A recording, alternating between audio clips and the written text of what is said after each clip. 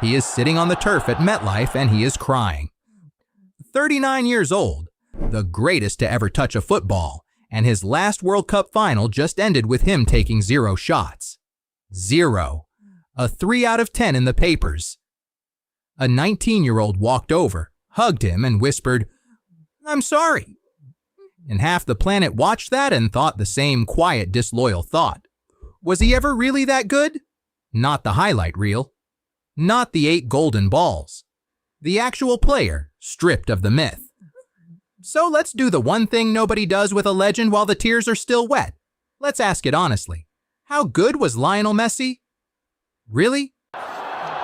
Start with the claim because it is enormous. For 20 years, the story went like this. Not a great player. The greatest.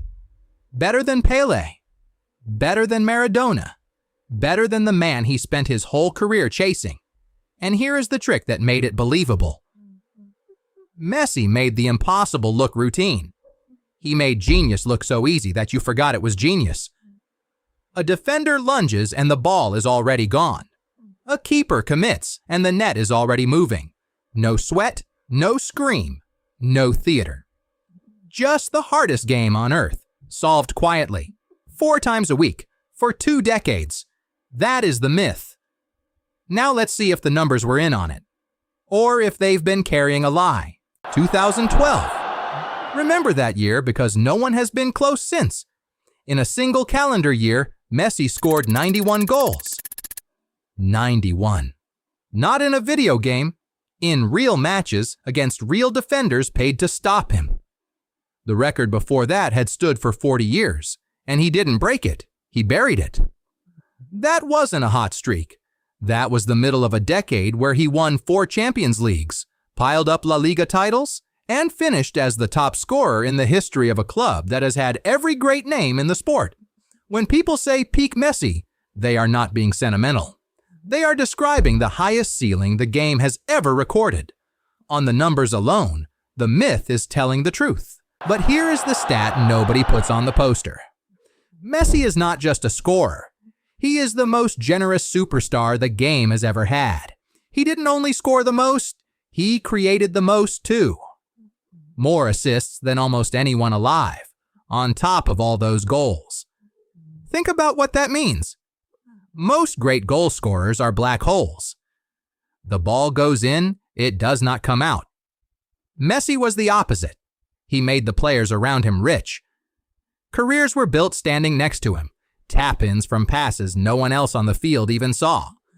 So when you add the goals and the assists together, the goal involvements, you get a number so far ahead of everyone that it stops being a debate and starts being a category of one. That is the part the highlight reels skip. So now the honest part. The part his fans hate. For the first half of his career on the biggest single nights, he vanished. 2014 World Cup Final, beaten. 2015 Copa Final, beaten. 2016, another final, a missed penalty, and he walked away from his own country in tears and quit.